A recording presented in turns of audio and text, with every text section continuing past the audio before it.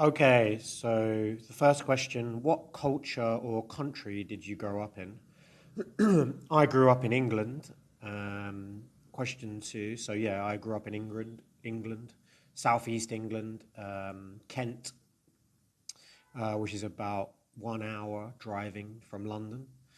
Number two, what values were most important in your family and culture growing up?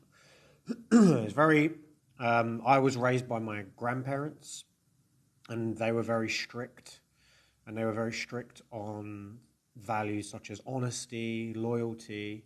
They made me quite disciplined, and they were quite they would enforce that very quickly if I kind of stepped outside of those values. If I broke those values, especially honesty, they taught me to be very honest. How did those values shape your childhood? Well, those values I think were very important to my childhood. They definitely shaped who I am now because uh, they were instilled in me very early, and I think they were quite important to the people that raised me. So, yeah, it definitely shaped the sort of person I became, um, especially being loyal to people. How would you describe? Okay, question four. Um, how would you describe? How would you describe communication styles in your culture? Direct or indirect? Formal versus informal? I think people in the people are quite indirect but formal from my culture. So I mean direct, sorry, indirect. People won't. The people in England, my culture, don't like confrontation that much. So they would tut a lot. They won't actually confront people very easy as often as compared to Vietnam, especially. But so it's very indirect. We have a big culture around queuing, making orderly lines. So if you go to a shop and somebody was to go to the front of the queue, that would be quite considered quite rude. But on the other hand, no one would really say anything. I mean, you probably would have someone say, "Excuse me, there's a queue," but they would still be very polite about it, even though what the person is doing is very rude. Um, and very formal. People speak to each other very formally. I think maybe with younger generations that's changing, but and it also depends on the context. So if you're going into a shop and you're talking to somebody, then you're going to be very formal. But with friends in pubs, large part of our culture is drinking beer in pubs. So that's a big part of English culture, and that wouldn't be very formal at all. It would be very informal. Okay. Okay, question five. What non-verbal behaviors or gestures are considered polite, impolite in your culture? How do these differ from Vietnamese non-verbal communication styles?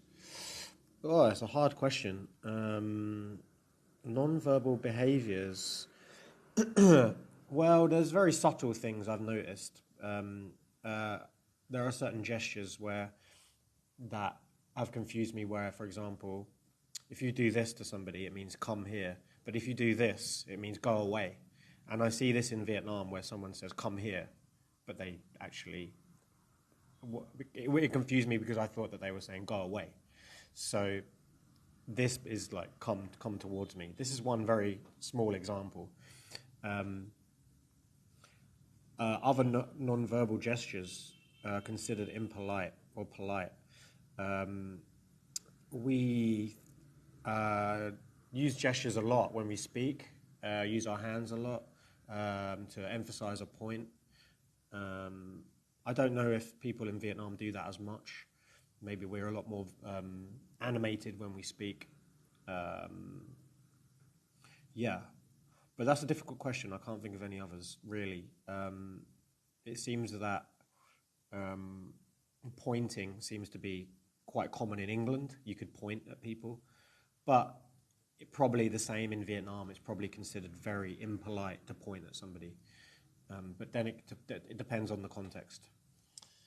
Okay, let me move on. So question 6.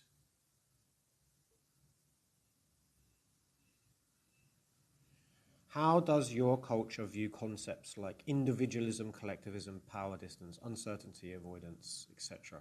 How do you think this compares to Vietnamese cultural values? Well, it was quite cool or popular. It's quite popular for university or college students to consider themselves as individual, especially in England, especially politically. People are very politically minded in England. If you are a student or you're a college student, you probably have a political stance, and you probably consider yourself to be individualistic, not collectivistic at all. People find that if you're collectivistic, then it's somehow that you're just following. But I think in Vietnam, it seems that people are very collectivistic, and I think people talk about politics a lot. I don't know, but it just seems that people are a lot more emotionally charged about politics in the West, like especially in England. So if you have a certain stance, you have to be very careful what you say because it can really upset people. Whereas I'm not sure if you have that in Vietnam. I don't think people are too.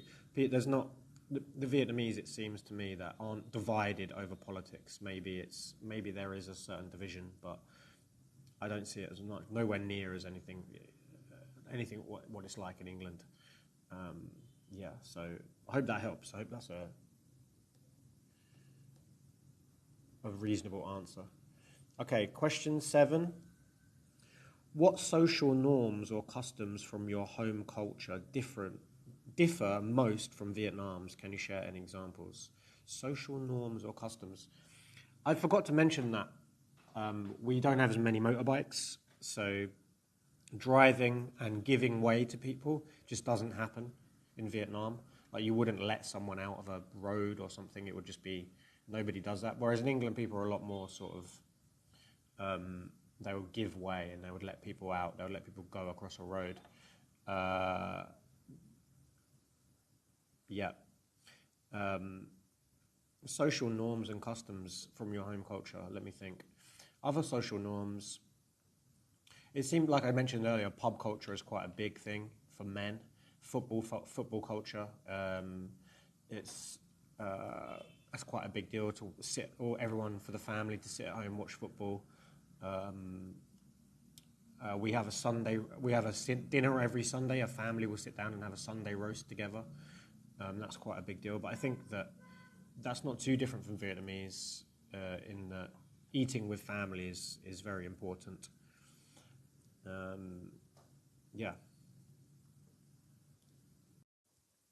Okay, question 8. In what ways does your culture deal with conflict differently than Vietnamese culture? If you could name one or two major differences between your home culture and Vietnamese culture, what would they be?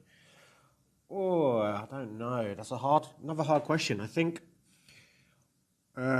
people in Vietnam are much more direct if there's an issue, so they'll deal with it. Whereas in England, people go to the police a lot more. I can imagine it being dealt with via the legal system in England. Whereas in Vietnam, I feel like it would just be sorted out between people, and the courts and the government are left out of it. I feel like in England, that's the biggest difference I can see. You have a dispute with somebody, the police would be called. I'm not saying that people don't call the police in Vietnam, but I would say that in England, it's much more likely that the police will be used. I can't think of any more major differences between Vietnamese culture. How people deal with conflict in England? Well,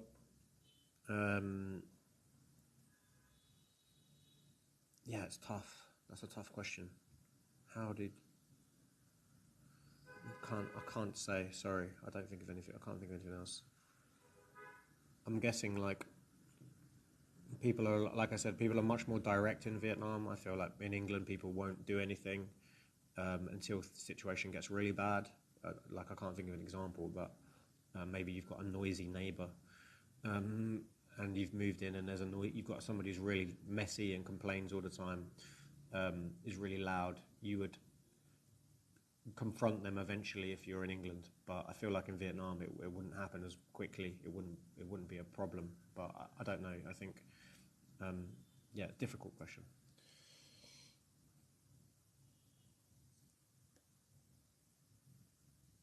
Okay, question 9? What similarities do you see between your culture and Vietnamese culture? Family. I think family and having food together, that's probably the biggest similarity. The the emphasis on family in England's quite big. People will always get together and have a big meal together. That's something that happens here a lot, I see. Um, uh, where I'm from, it's quite a strong community of neighbours. Like all the neighbours know each other. You would know everybody that lives on the same street as you.